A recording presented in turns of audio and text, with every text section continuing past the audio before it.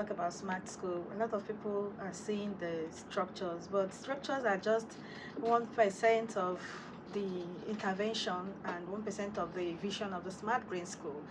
So we are now looking at the feedback from our children and then see the impact. We have different areas. We're focusing on different areas of the impact, looking at their participation in the school. We look at how they come to school regularly, because you compare the way students attend school before now, you see that their interest to go to school have actually increased because the environment is serene as well as conducive for them. Then we also look at their level of participation in the classroom has actually improved so well, because imagine a child that coming to school to learn with blackboard and eventually encountered an interactive board, a multifunctional board that makes teaching and learning more realistic. So the student will now look at the board and look at the visual illustrations, the animation and different other contents displaying in the board. That alone changes the mindset of the learners, because they will now see learning as fun, entertaining, and curious to know the next thing. So because of the infrastructures we have in the smart school is actually helping us so well that the attentive level of the student have actually increased, and everything about learning begins with when the student is ready to learn, open to knowledge, then you can now impact adequately. So far they are doing so well in terms of attention. The way they come to school now, before 7:30, assembly ground is already filled in the smart school. But when you look at what is happening in the conventional school, at 9 o'clock, 11 o'clock, 12 o'clock, you still see students on the road going to school. But it's different in smart school. So the interest for them to attend school have also increased. Then the teaching and learning have also shifted from content memorization to creativity. The approach teachers are using to teach today is different. We migrated from just rote memorization, where a teacher will stand before the student and verbally present subject matter, to what we call experiential learning pedagogy. And this is actually an amazing approach that also promotes 21st century skills. Experiential learning is learning by doing. Students come to school, teacher is ready to teach, showing step-by-step procedures of different content. Students pay attention because there is a guide. They are seeing every information that is related to that concept. So now our teachers are no longer teaching. For example, if a teacher wants to teach students electricity, they're not just teaching for them to define electricity, but then for them to know how they can use that electricity to solve problems. So our students are not just recipients of knowledge now, they are also becoming co-creators and innovators, ready to work with the teachers at any given time, ready to learn because the environment is really conducive. There are certain things that has to be in place first to make sure that the school is functioning effectively. Things like solar has to be there before we deploy other digital tools. Then currently the solar installation is gradually going on, spreading to many schools now.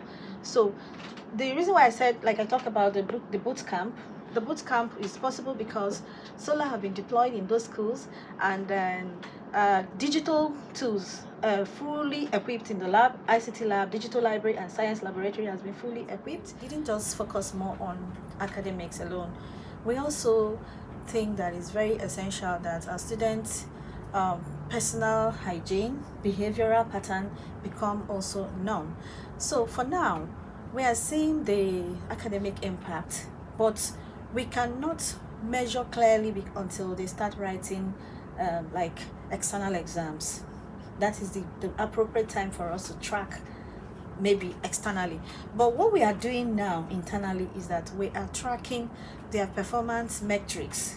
For example, when we started, we discovered that majority of our students, especially in the foundation class, like basic, like nursery, primary 1, primary 2, majority of them cannot write 2-letter words adequately, 3-letter words adequately. So when we discovered those challenges, we organized the intervention workshop. And after the workshop, we do another assessment to know whether they have improved. So from that assessment, we recorded evidence of improvement. So imagine a child that is in primary 2 that can write, maybe in the first term the student writes something and you can't read what the student wrote. Then after the intervention program, the students also write, the writing improves. So it's a gradual process. So we're already recording the evidence. We're recording the evidence of improvement when it comes to the way they write, the way they read. Because before now, we have a serious problem in education. Our students who are in primary 1, primary 2, good number of them cannot read 2-letter words. They can't read 3-letter words. And what happened before now is that the student will continue to maneuver, maybe find themselves in primary 5, primary 6, then enter secondary school, write WAEC, maybe look for special center, write WAEC, clear their results. When you see the results, fantastic result, but when you compare to the owner of the results, they become different things. Yes. So when we noticed that, we started from the foundation. We had an intervention program that we organized for all the schools. And this intervention, we focused on some key areas like reading, writing, jolly phonics, mental math. There's this book, this copybook. We brought this copybook back. We trained our teachers how to write in copybook so that they can take it down to the students. So this training, after the training, we started seeing improvement in our students. Before the students and present subject matter, students will pay attention, just jot down. Students will cram and write exam. But today we're not using that method again. We're using experiential learning pedagogy.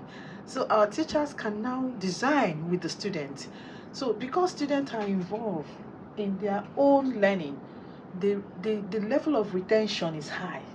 They can easily retain because when they participate in building the content, yes, they participate in designing the content. So cramming is no longer the way out. They now develop their own mental capacity, and then anytime you ask them question around that, they will respond adequately.